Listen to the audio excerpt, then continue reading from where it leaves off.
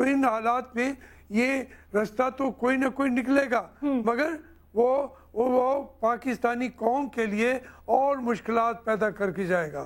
इसलिए हमारे लीडरों को ये रियलाइज़ करना चाहिए था कि हम इतना हिस्सास मामलात के अंदर हम अपने आप को जवाब दे समझें। अगर थोड़ा सा भी अदालतें पूछना चाहती हैं, हम उनके सामने आज कह रहे हैं वजीर आजम का जाना, भाई वजीर आजम नहीं ना जाते तो उनके पास ऑप्शन थी? कोई ऑप्शन थी नहीं, कोई नहीं थी, जाना था। मगर ये नौबत यहाँ तक क्यों पहुंची? बिल्कुल, नौबत यहाँ तक कौन पहुंची? ना जाते तो कंटेम्प्ट हो जाते। जी हाँ, इसीलिए मैं कहता हूँ ये नौबत यहाँ तक क्यों पहुंची। लीडर्स को भी एहसास करना चाहिए। अगर वो समझते हैं कि अदलिया से नाजायज़ फैसले कभी हो जाते हैं तो वो आप उस रास्ते पे चलते क्यों हैं? ये बदकिस्मती है कि तकरीबन 4 साल से पीपल्स पार्टी का एज पार्टी में एहतराम करता हूँ, लेकिन उन्होंने तासुर यही पैदा किया हुआ है कि वो अदलिया से भी लड़ेंगे, वो फौज से भी लड़ेंगे, वो कौम के मसाइल हल करने के बजाय कौम के मसाइल भी बढ़ाएंगे। तो भाई आखिर आप किस लिए तशरीफ लाए हैं? सिर्फ इसलिए कि हमें इक़्तिदार पे हमने बैठना है, हम बैठे हैं और अदलिया नीचे चली जाए, आर्मी भी नीचे चली जाए, अवाम भी नीचे चले जाए। आप तो पूरी दुनिया के अजीम लीडर के तौर पर अपने आप को पेश करते हैं, लेकिन आप अगर अवाम के मसाइल हल करेंगे तो फिर सारे आपके नीचे होंगे, वरना उनके पास भी इख्तियारात हैं और उससे पाकिस्तान का क्राइसिस इंतहाई शदीद से शदीद तर होता जाएगा। इकबाल ज़फ़र झगड़ा साहब, ये जो पॉइंट हाशमी साहब ने उठाया है कि एक तो पाकिस्तान का क्राइसिस भी शदीद तर होता जाएगा, दूसरा है कि सारी मशीनरी ज़ाहिर है अब फोकस यहीं रहेगी ना। 12 दिन और आपने दे दिया, अभी केस की तैयारियां चलेंगी, इत्तेहादियों के इजलास होंगे, लोग साथ जोड़ के बैठेंगे, कौन अदालत जाएगा कौन नहीं जाएगा। बहरहाल अनफॉर्चुनेटली हमारे मसाइल कुछ और हैं। 5000 मेगावाट बिजली का शॉर्टफॉल हो गया है। ओगरा के चीफ ने रिजाइन कर दिया, उसने कहा जी करप्शन बहुत है, सर्कुलर डेट बढ़ गया और दीगर बहुत मसाइल हैं। रावलपिंडी में गैस का क्या हाल है आप ज्यादा बेहतर जानते हैं, केपीके में भी क्या हाल है।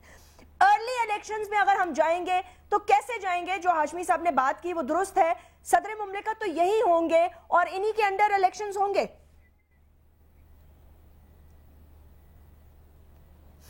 शुक्रिया जास्मीन, ये जो आपने सवालात किए हैं उसमें मैं यही कह सकता हूँ कि हाशमी साहब ने ये दुरुस्त फरमाया कि हम आज यहाँ क्यों पहुँचे हैं। सवाल सबसे बड़ा यही है और उसका जवाब यही बनता है कि बदकिस्मती से नबील कबूल मैं बहुत एहतराम से उनके सामने बात करता हूँ कि अगर पाकिस्तान पीपल्स पार्टी इदारों की मजबूती पे अमल करते हुए, सुप्रीम कोर्ट और अदलिया के फ़ैसलों का एहतराम करते हुए इसमें पेशरफ्त करते तो मेरे ख़्याल में ये सूरत हाल किसी सूरत में भी सामने नज़र नहीं आती। और यही वजह है कि जिस तरह आपने कहा कि इट इज़ वेरी अनफॉर्चुनेट कि हमारा बहुत कीमती वक्त इन मामलात में इस वक्त ज़ाया हो रहा है।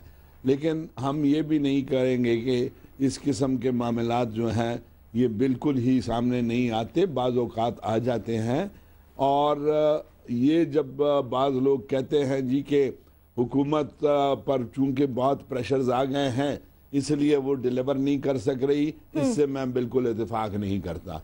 मैं कहता हूँ हुकूमत नाम ही उस चीज़ का है जो साइमल्टेनियसली हर एक चीज़ को फेस भी करेगी और उसके हल भी ढूंढेगी। अगर उसके अवामी मसाइल हैं उनका हल भी ढूंढेगी, अगर उसे कुछ चैलेंजेस दरपेश हैं उसका हल भी ढूंढेगी, और अगर वो किसी क्राइसिस में आ गई है तो उसको भी वो फेस करेंगे। इसका हरगिज़ ये मकसद नहीं है कि वो एक फ्रंट पे आ जाए तो दीगर फ्रंट पे उनकी जिम्मेदारी ख़त्म हो जाती है। नहीं, उसकी जिम्मेदारी साइमल्टेनियसली सब फ्रंट्स पे है और इसी को कहते हैं गुड गवर्नेंस। नहीं, लेकिन गुड गवर्नेंस कहाँ है झगड़ा साहब? गुड गवर्नेंस तो क्या, मैं तो यही कह रहा हूं कि बदकिस्मती से गुड गवर्नेंस तो छोड़ें, गवर्नेंस नाम की चीज तो इन 4 सालों में नजर नहीं आई। यही लोग कहते हैं कि आप गुड गवर्नेंस की बात करते हैं, गुड गवर्नेंस तो अपनी जगह, गवर्नेंस कहीं नजर आई है? ये बहुत बड़ा सवाल है इस वक्त मौजूदा हुक्मरानों से कि उन्होंने इस पे तवज्जो नहीं दी। नबील, आप ये जावेद हाशमी साहब की बात जी, कि नबील, वो क्या इसी पे खुश हो गए कि वो हुकूमत में आ गए? नहीं, वो और बेशक बैठ गए वो बेशक और खुश हो हुक्मरानी कर रहे जाए, हैं। वो बेशक तो खुश हो जाएं, लेकिन आवाम की खुशी जो है at the end of the day, वो जो है खुशी वो रिजल्ट ओरिएंटेड होनी चाहिए, क्योंकि वो फिर फैसला करेंगे कि क्या कुर्सी दोबारा इधर जाएगी या उधर जाएगी। नबील, गवर्नेंस के हवाले से जो आप के क्राइसिस भी बहुत है, you have to face that, we agree, लेकिन गवर्नमेंट होती ही इसीलिए है ना कि आप मैनेज कर सके। गवर्नेंस के वो कह रहे हैं नामो निशानी नहीं है मुल्क में। देखिए जैस्मीन, ऑपोजिशन का काम है क्रिटिसाइज़ करना, ये इनका हक है। मैं समझता हूँ कि जो ये गवर्नेंस की बात कर रहे हैं, क्या इनको ये नज़र नहीं आ रहा है कि 18th अमेंडमेंट पीपल्स पार्टी की गवर्नमेंट ने दी, क्यों दी? उस 18th अमेंडमेंट का ग्रास रूट पे जो है फ़ायदा लोगों को पहुँचेगा जब सूबों को इख्तियारात जो है वो मुंतकिल होंगी। क्या NFC अवार्ड नज़र नहीं आ रहा है? एक और क्राइसिस की भी तैयारी कर ले हुकूमत, वो मंसूर इजाज जो कलीदी रोल प्ले कर रहे हैं वो भी तशरीफ ला रहे हैं, उनको भी वीज़ा जारी हो गया है। बहरहाल कोई मसला नहीं है, वो जो है उनके इंतज़ार में हम सब बैठे हैं। अच्छा। कि उनके पास ऐसी कौन सी राज है जो वो आके सबके सामने पेश करेंगे। इतने अरसे से वो बाहर बैठकर इल्जामात लगा रहे थे, आके देखते हैं, आके पेश हों। अदालत का जो है मैं समझता हूँ कि एक और NROs के साथ साथ एक और इम्पोर्टेंट केस जो है मेमो का, वो भी वो सुनेंगे। और हम देखें, बात यह कि हमने पहले ही कहा कि जो भी अदालत का जो फैसला होगा वो ज़ाहिर है हम उसको रद्द नहीं करेंगे। हम सिर्फ ये कहते हैं कि अदालत वो फैसला दे जो आइन के मुताबिक हो। वो एक डिबेटेबल एक बात है जो हम कर रहे हैं। जहां आपने कहा, इन्होंने, हमारे दोस्तों ने कहा कि जी क्या क्या गवर्नेंस अच्छा हुआ, क्या कारनामे किए, तो मैं समझता हूं कि कभी तो ये बैठ के ये तो अगर बुराइयां करते तो ये एक दो अच्छे अल्फाज तो कह सकते हैं कि इस 4 साल में किस तरह गवर्नमेंट हमने चलाया। क्या हम नहीं जानते हैं कि हमारे जफर इकबाल झगड़ा साहब की जो पार्टी है मुस्लिम लीग नून, वो किस तरह जो है 3 महीने के अंदर हुकूमत छोड़कर बाहर निकली, क्योंकि उनके फाइनेंस मिनिस्टर को इसाक डार साहब को पता था कि इस मुल्क को चलाने के लिए खजाना खाली मुशर्रफ छोड़कर चले गए हैं और इस मुल्क को चलाना बड़ी मुश्किल एक टास्क है, वो हम पूरा नहीं कर सकते हैं, वो गंदगी हमारे ऊपर नहीं आना चाहिए। क्या ये नहीं जानते हैं कि मुशर्रफ ने आते ही कहा था कि ये हुकूमत सिर्फ 6 महीने की मेहमान है, ये हुकूमत नहीं चला सकते हैं। लेकिन 4 साल हमने पूरे किए, कितने रुकावटें आई लेकिन हमने वो 4 साल पूरा किया। आप देखें कि हमारी हर एक कॉन्स्टिट्यूंसी में, मैं समझता हूँ सिर्फ पीपल्स पार्टी की कॉन्स्टिट्यूंसी में नहीं, मुस्लिम लीग नून के भी कॉन्स्टिट्यूंसी में बेनज़ीर इनकम सपोर्ट प्रोग्राम के तहत एक हल्के में 60-60 हज़ार बेरोजगार जो हमारी औरतें हैं, लेडीज़ हैं, उनको 3-3 हज़ार पर मंथ दिया जा रहा है ताकि उनके पास जो ये गुर्बत में रह रहे हैं उससे बाहर निकल कर आएँ। तो अच्छाइयाँ भी हमारी हुकूमत ने की हैं और मेरी अपनी कॉन्स्टिट्यूंसी में लियारी में मैं समझता हूँ कि मैसिव डेवलपमेंट का काम हुआ है। तो ये अच्छाइयाँ भी हैं, लेकिन अच्छाइयाँ इसलिए भी नज़र नहीं आती कि देखिए ये वक्त है मीडिया का, क्यों मीडिया में आकर वो लोग भी बातें, यहाँ तो माशाल्लाह हमारे दोनों इलेक्टेड लोग बैठे हैं जो अपने हल्के में बहुत मकबूल हैं, लेकिन मीडिया में ऐसे भी लोग आके बैठते हैं जिनको उनके घर से भी वोट नहीं मिलता है और वो आके बड़ी बड़ी बातें करके चले जाते हैं कि जी कुछ नहीं हो रहा है। पीपल कौन आ जाता है? बहुत सारे मैं नहीं कह रहा हूँ आपके शो में, लेकिन मीडिया के अंदर बहुत सारे आते हैं जो इलेक्टेड। मुझे तजस्सुस हो रहा है ना, कौन किसकी बात कर रहे हैं आप? अच्छा, अपने इलाके की डेवलपमेंट की तो बात करें ना, अभी भी वहां दस्ती बम धमाका हुआ है, 2 लोग जो अफराद हैं वो मर गए हैं, और पिछले दिनों में जो उन्होंने जलसा निकाला था, जुलूस जख्मी हुए, सॉरी, और जो आपने जुलूस निकाल के वो जो रेड जोन में जाने की कोशिश कर रहे थे, तो आपको पता है वहां क्या हो रहा है। छोड़ दे, कोई डेवलपमेंट नहीं हुई Nabeel, let's be realistic. Development हुई है, ये नहीं जैस्मिन, ये बिल्कुल मैं इस बात की आपको कॉन्ट्रडिक्ट करूंगा।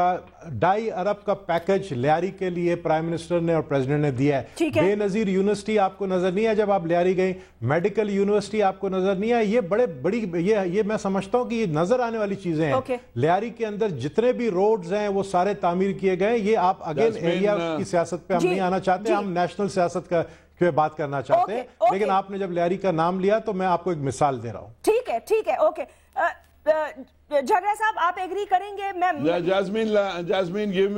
Jasmine, जी sir, please go ahead, give me an opportunity. Please sir, go ahead. Nabeel Qabool साहब के बहुत एहतराम के साथ इन्होंने एक बात की कि जी ये जब हुकूमत में हम इनके साथ आए तो इसहाक डार साहब हुकूमत छोड़ गए क्योंकि ख़जाना खाली था। ये देखें, ये हक़ायक़ नहीं है, हक़ायक़ ज़रूर बयान करें। उन्होंने नहीं छोड़ा। 13 की 13 वजारतें हमने सिर्फ उसूलों की बुनियाद पर उस वक्त छोड़ी जब आपने हमारे साथ एक मुआहदा किया था कि महीने के अंदर अंदर हम अदलिया को बहाल करेंगे, और अब जब आप उनसे इनकारी हो गए और आप पीछे हट गए अपने ही एग्रीमेंट से और कहा कि ये एग्रीमेंट कोई कुरान या हदीस नहीं है, तो उसके बाद ये हमने बाकायदा बरमला आकर ऐलान किया था नवाज शरीफ साहब ने कि चूंकि आपने एग्रीमेंट तोड़ दिया है, एक वादा तोड़ दिया है, एग्रीमेंट की बहुत अहमियत होती है, दुनिया एग्रीमेंट्स पे चलती है, लिहाजा चूंकि आप उसूलों और एग्रीमेंट से पीछे हटे, इसलिए हमने 13 की 13 वजारतें एक ही दिन में छोड़ी थी। इसहाक डार साहब ने कभी भी इस वजह से नहीं छोड़ी थी। और ये जो आपका बेनजीर इनकम सपोर्ट प्रोग्राम था, ये आइडिया डेफिनेटली इसहाक डार साहब का था, लेकिन उसका नाम था नेशनल इनकम सपोर्ट प्रोग्राम। ये क्या कह रहे हैं फिर आपने बेनजीर इनकम प्रोग्राम बना दिया। ये इसहाक डार साहब का आइडिया था बेनजीर इनकम सपोर्ट। जो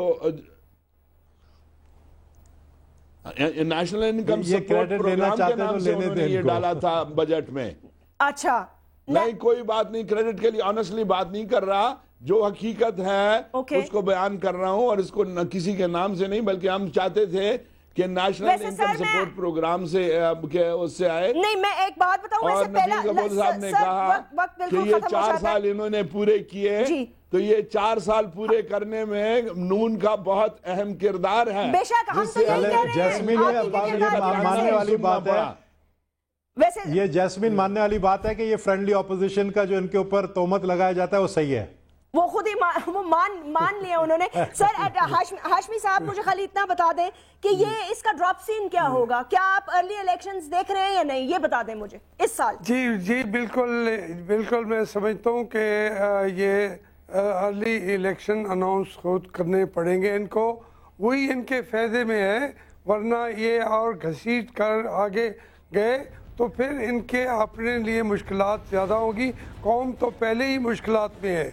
जितना अर्ली इलेक्शन अनाउंस होगा, और यकीनन ये हो जाएंगे, खाई मई में कराएं, खा अक्टूबर में कराएं, लेकिन अर्ली इलेक्शंस कराएं।